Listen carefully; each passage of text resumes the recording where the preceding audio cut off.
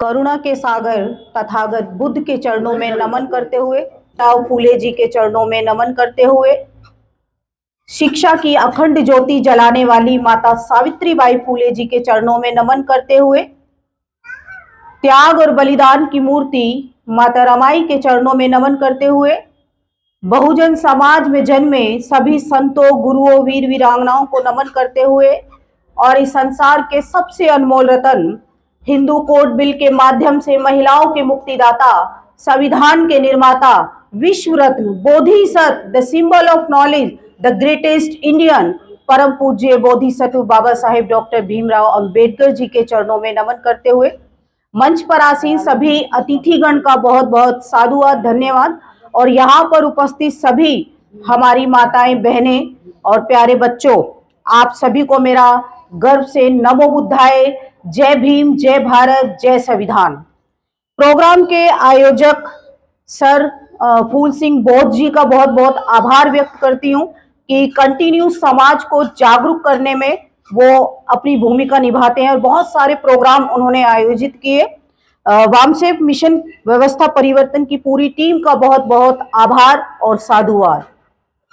अभी बहुत सारे वक्ताओं ने, अभी मैडम ने बहुत सारी बातें हम लोगों को बताई कि आज़ादी को 75 साल हो गए, लेकिन 75 साल होने के बाद भी इस देश में जो SC, ST, OBC की जो स्थिति थी, उनमें जो बदलाव आना चाहिए था, उनकी स्थिति में जो परिवर्तन आना चाहिए था, वो आज तक नहीं आया। और क्यों नहीं आया? क्योंकि इस देश की जो मनुवादी व्यवस्था है वो नहीं चाहती कि हम लोग आगे बढ़ पाए। भारत सरकार बड़ी बड़ी योजनाएं बनाती है, लेकिन वो सिर्फ और सिर्फ दिखावे के लिए और धरातल पर उस पर कोई काम नहीं किया जाता। बड़े बड़े आयोग बनाए गए, लेकिन उनमें भी सवर्णों को नियुक्त कर दिया गया, या मैं कहूं कि दलित योजनाओं के नाम पर आज सवर्ण मौज मार रहे हैं। संविधान में हमको सबको बराबरी का अधिकार दिया। क्या जो शिक्षा आज हम लोग ले रहे हैं, क्या उससे हमें समान अवसर मिल रहे हैं? मुझे नहीं लगता। इस देश के बड़े बड़े शैक्षणिक संस्थानों को आप देखें, IIT, एम्स, कहाँ है हमारे लोग? और महिलाओं की संख्या तो बिल्कुल ना के बराबर है। ब्राह्मणवादी सोच नहीं चाहता कि हम सत्ता पर काबिज हो जाएं, और इसीलिए वो सबसे बड़ा प्रहार हमारी शिक्षा पर कर रहे हैं, क्योंकि शिक्षा सवालों को जन्म देती है।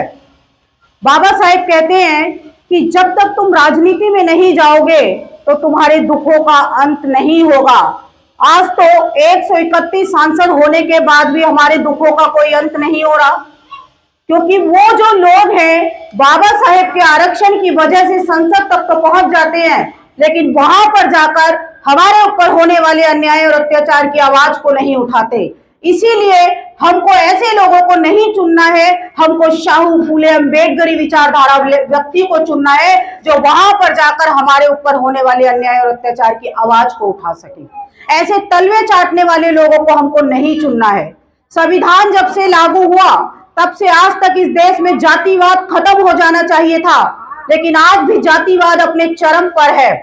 आर्टिकल 17 जो कहता है कि छुआछूत का अंत कर दिया, लेकिन संविधान में कानून होने के बाद भी वो आज भी जारी है। स्कूल, कॉलेज, यूनिवर्सिटीज में जातिवाद अपने चरम पर है।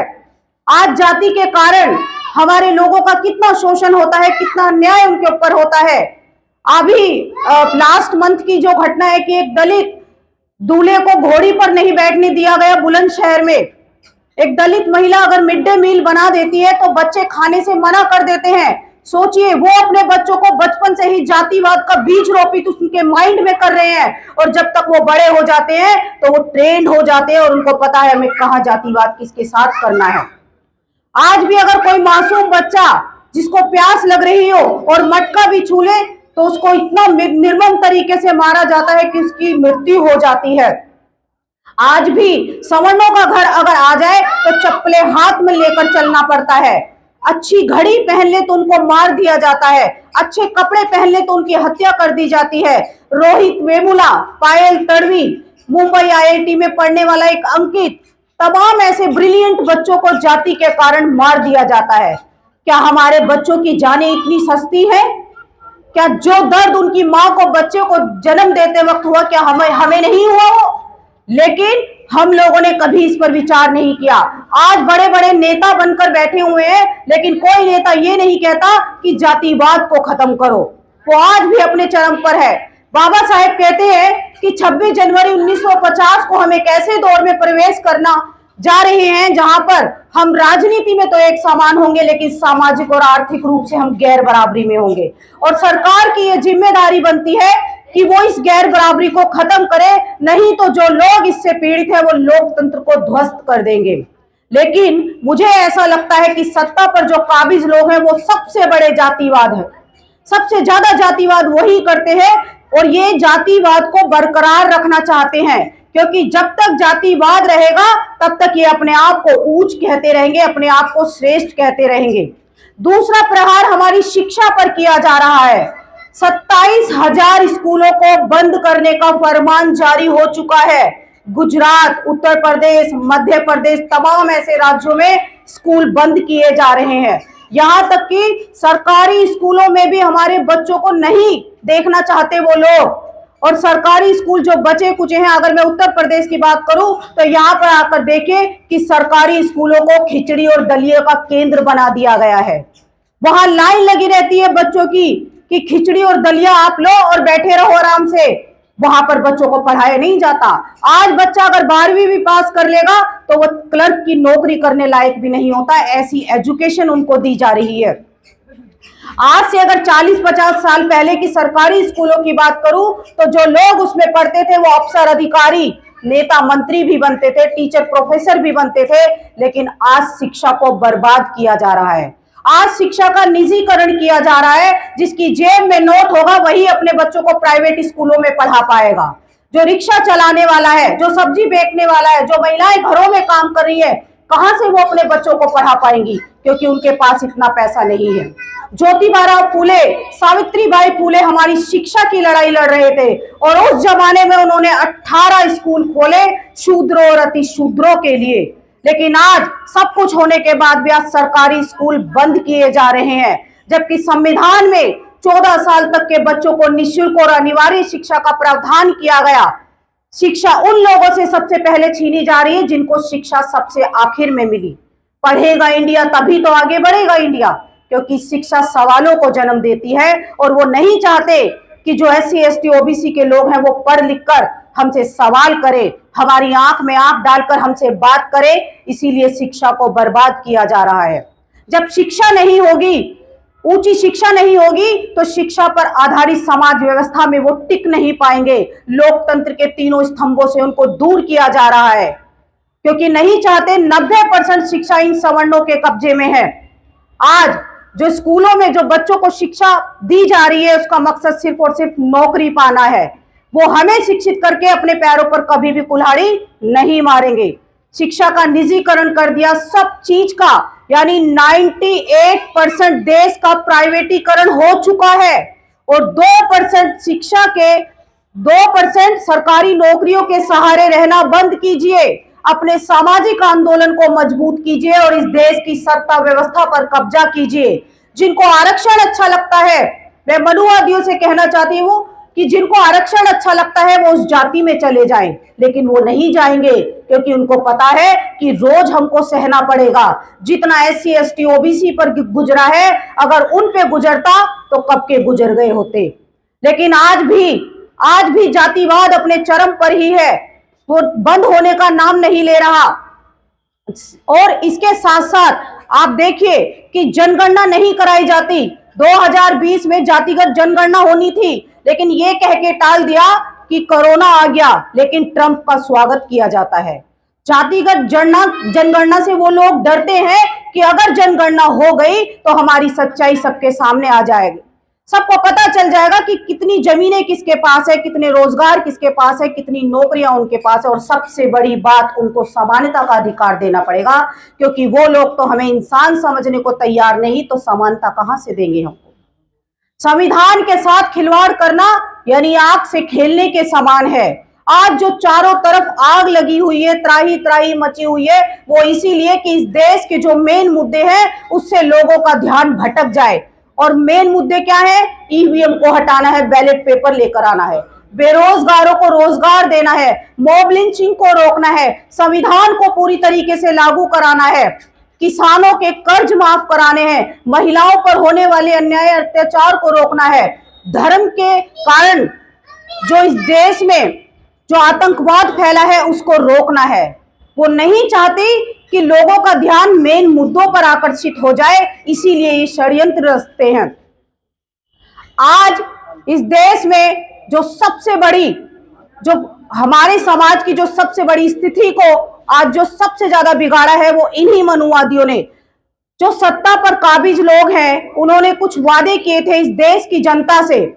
उन्होंने कहा था कि काला धन वापस आएगा। क्या काला धन वापस आया? काला धन उन्हीं लोगों के पास है जो ये कहते हैं कि काला धन वापस आएगा, और उस काले धन को वो सफेद धन बनाने में लगे हुए हैं। वो कहते हैं कि अच्छे दिन आएंगे। अच्छे दिन किसके आए? पूंजीपतियों के, अडानी के, अंबानी के अच्छे दिन आए हैं। यहाँ गरीब तो और ज्यादा गरीब हो गया। और कहते हैं कि सबके अकाउंट में 15-15 लाख रुपए आएंगे। किसी के अकाउंट में आया? अमित शाह जो ये कहता है कि मैंने तो लोगों को जुमला दिया था, और लोग मूर्ख बन गए और अपना कीमती वोट उन्होंने उनको दे दिया। और आज तक कभी अमित शाह हमारे गली मोहल्लों में नहीं आया है। तो ये हमारी जिम्मेदारी है कि हमें अपने वोट का सही इस्तेमाल करना है। हम धन बल में उनका मुकाबला नहीं कर सकते, लेकिन जन बल में हमारी संख्या ज्यादा है। और जब 85% समाज को जब अपने वोट की ताकत का एहसास हो जाएगा, तो आप देखें कि सत्ता पर काबिज हमारा समाज हो जाएगा। जब बाबा साहेब वोट का अधिकार देकर संसद से बाहर निकल रहे थे, तो आचार्य कृपलानी बाबा साहेब से कहते हैं कि डॉक्टर अंबेडकर आज तो आप बड़े खुश नजर आ रहे हो। तब बाबा साहेब कहते हैं कि मैं आज खुश इसीलिए हूं क्योंकि मैंने अपने समाज को वोट का अधिकार दे दिया।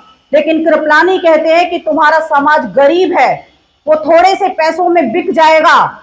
तब बाबा साहेब कहते हैं कि मैं जानता हूं मेरा समाज गरीब है, लेकिन जिस दिन मेरे समाज को मेरी वोट की ताकत का एहसास हो जाएगा, उस दिन तुम जैसे लोग इनके चरणों में झुक जाओगे। आप देखिए कि आज एक नेता हमारे गली मोहल्लों में आता है, जिनको हमारी बस्तियों में बदबू आती है, जो हमारी परछाई तक से नफरत करते हैं, लेकिन हमारी गली मोहल्लों में आते हैं हमारा कीमती वोट लेने के लिए, हमारे चरणों में झुकते हैं। ये है वोट की ताकत। जो आपकी शिक्षा की बात करे, जो रोजगार की बात करे, जो समानता की बात करे, आप उनको अपना वोट दीजिए।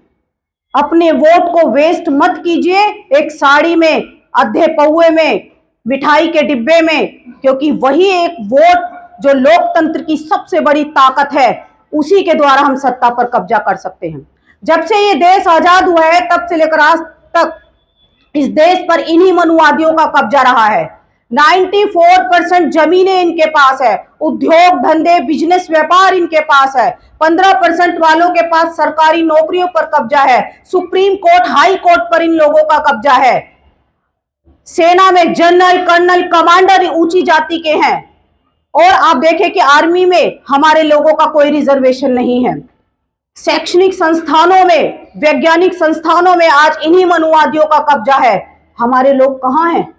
हमारे लोग हैं कांवड़ यात्रा लाने में, हमारे लोग हैं धर्म को बचाने में, हमारे लोग हैं पूजा पाठ हवन करवाने में, वहां हमारे लोग व्यस्त हैं। अभी कुंभ का जो मेला लग रहा है, वहां पर देखिए सबसे ज्यादा हमारे समाज के लोग हैं।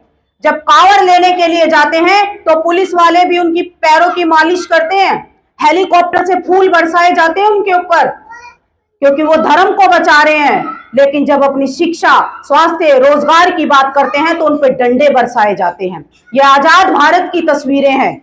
ये हमारे महापुरुषों के सपने को ध्वस्त किया जा रहा है। संत रविदास ने जो सपना देखा था, ऐसा चाहूं राज में जहां मिले सभी को अन्न, छोटे बड़े सब बसे रहे रविदास प्रसन्न। एक ऐसे राज की मांग कर रहे थे जहां पर सभी लोग एक समान हो, सबको भरपेट भोजन मिले, सबको रहने के लिए मकान हो। यही बाबा साहेब चाहते थे, लेकिन आज उनके सपनों को बर्बाद किया जा रहा है, उनके सपनों को तोड़ा जा रहा है। इस देश में जो सबसे बड़ी शक्ति है वो है मातृशक्ति।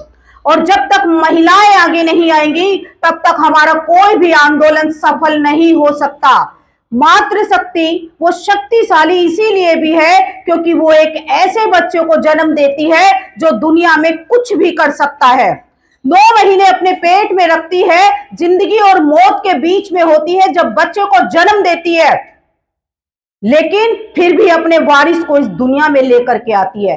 कहा जाता है कि महिलाएं, एक सफल पुरुष के पीछे महिला का हाथ होता है।